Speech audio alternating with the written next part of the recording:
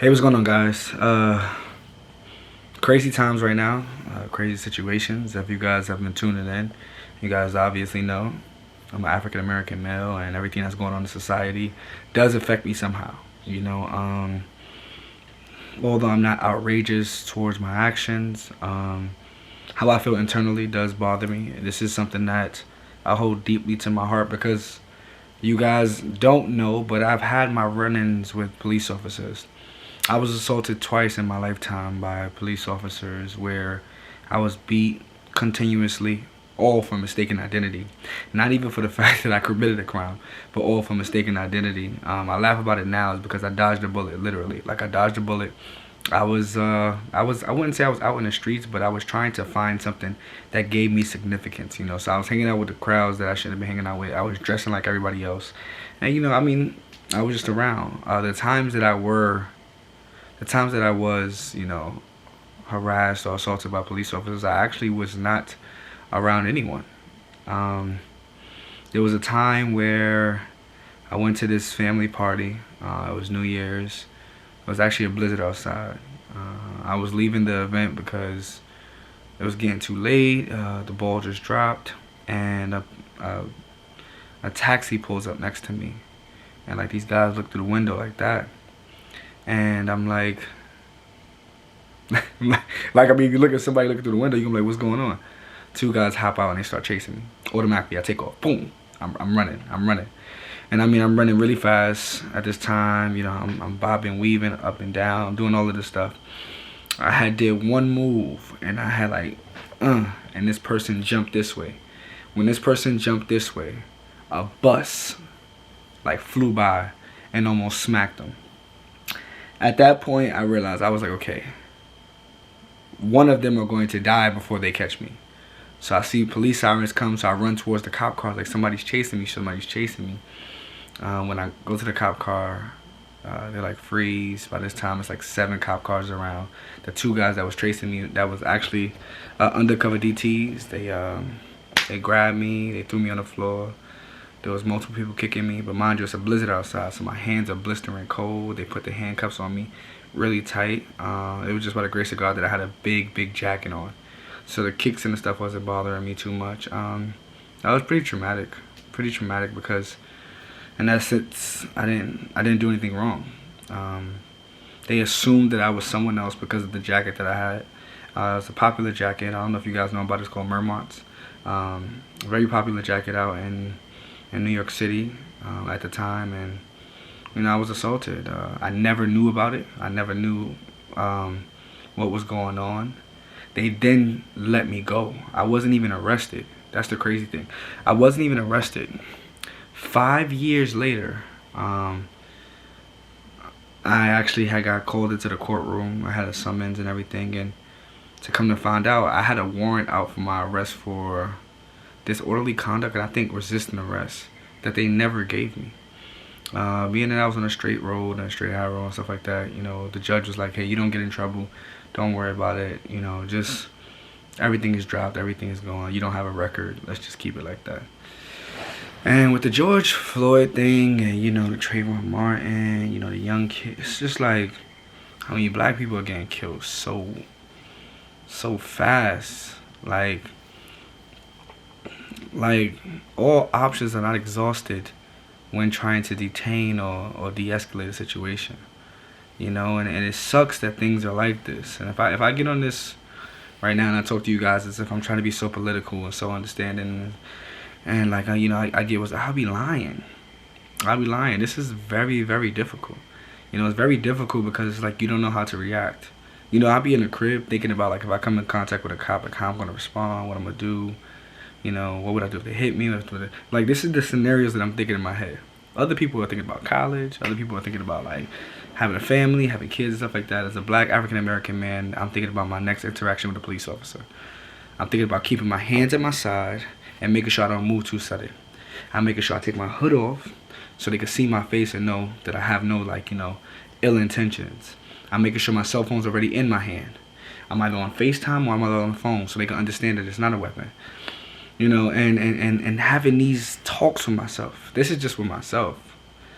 it's scary, you know. So when I have the conversation, when I talk to my mom or talk to my brother, or to anybody, my friends, it's just like, it's difficult, you know. And then when people be like, I understand, people really don't understand, but they say that they understand. But I understand that they're trying to understand, which is really hard to understand. If you got that part, then you got it. But it's really difficult, you know. And during this time, you know, this curfew thing, they have a 8 p.m. curfew in New York City. I haven't had a curfew since I was like 14, 15, let alone 8 p.m. and the sun is still up during the summertime. Come on. Come on, you know. And it's just crazy, you know. It's people do not speak out on the ill violence against black people. Cops don't speak out. It's been more prone that some people have spoken out, but it's just like some things just have gone down that just should not be unnoticed. You know, when KKK have rallies and stuff like that, and they outside protesting the white supremacists, the police are alongside of them with no ill intentions. You don't see them getting bashed up, beat up, smacked in the head, rubber bullets, tear gas, smoke bombs. You don't see that. You don't see it. You know, if you don't believe it, just look at your history. You know, Google it. You know, if you look at, you know, the same star of a sheriff or same badges is the same as the slave trade. It's like, how do you not even go that far off? You just changed the name from, you know, slave trade to, you know, sheriff to officer to, come on. Like, if we're gonna sit here and act like, you know, racism is not real, then you're part of the problem. If you're gonna sit here and have a voice, if you are a white person, this is a direct message. If you are Caucasian and you know what's going on in the world and you choose not to speak up because you think your voice doesn't matter, you are a part of the problem. Because you don't know, as how I am as an influencer, what you can do with your voice. Now, I'm not saying going out and kill cops. I'm not saying go out and kill, you know, civilians. I'm not saying that's the necessary, you know, the need to do. But what I am saying is something's going to have to change. And it only seems like violence breeds responses. You know, peaceful protesting and stuff like that, you know, I really don't know if it has that much of an effect. You know, the looting and stuff like that, I'm not cool with. You know, I think I'm not cool with it because, like I said, I work hard for mine, and I'm appreciative of what I have. But then again, I can't tell somebody how to respond. I can't tell somebody how to feel. I can't tell somebody how to react. You know, so many people are like, oh my God, they shouldn't be burning stuff down and looting this and breaking this and all that. But when black people was growing up and they were getting churches burnt down, you know, churches shot up, you know, they were getting their establishments burnt down, you know. Black Wall Street was torn down, you know. 100 black people were shot, clubbed, you know, burnt inside of a club, you know. Like, so it's like, you know, don't make it seem like, you know, black people are just out here just being ignorant, you know. And I don't believe in anti-racism. I do not believe black people can be racist towards a kind. You know, for you to be racist towards a kind, you have to believe that your kind is superior to other kinds and stuff like that. And I feel like, how can you be superior to a government that has made it to the point that you can't succeed? You know, this life, this constitution, the things of that thing, we are the people, was not made for us. We are the people. At the time that was made for everybody else. You know, and if you do not acknowledge that, then that's what it is. You know, back in the day, you know, with the Jim Crow laws and everything, you know, I've argued with a whole university about, you know, Blue Lives Matter, All Lives Matter, and Black Lives Matter.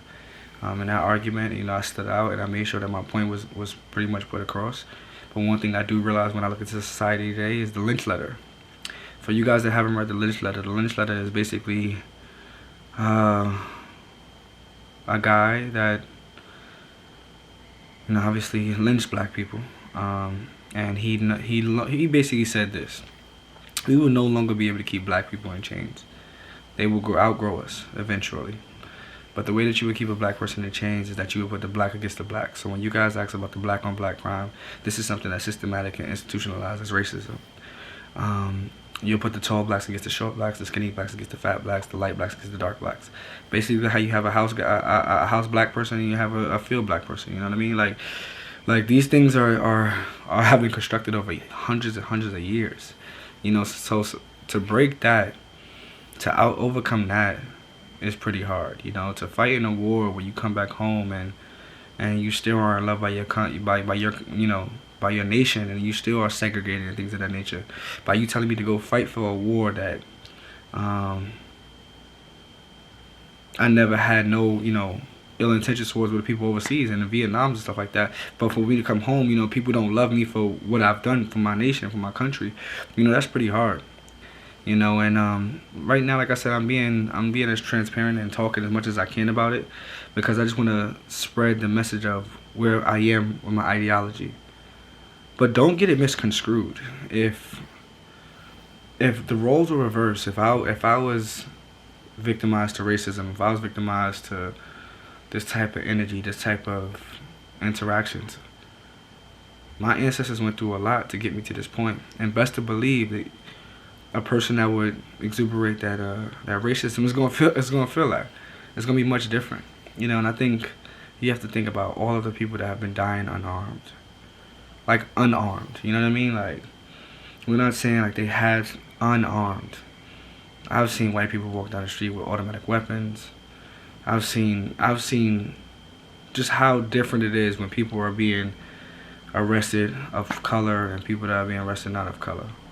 If you want to sit here and act like you're blind to it and want to play dumb to it, cool. You can unsubscribe. You can not watch my content. You know, you can say I'm just one of these, you know, sad-faced people out here. But all in all, white silence is equivalent to real violence. If you have a platform and you choose not to do anything about it, you're part of the problem. My kind. If you choose not to change who you are and make your voice known, you're not helping the problem as well. This is not something that's easy to talk about. This is something that I deal with every day. You know, it even goes down to my clothes, that I try not to wear too much dark clothes to make a person feel crazy. But a person said, telling a black man to be nice when walking past a police officer so he doesn't die is like telling a woman, don't wear a skirt or a dress so you won't get raped. If you are open to the ideology, you'll understand that analogy. If not, you'll say those two don't go together. They don't. But trust me, you'll feel that one. Alright?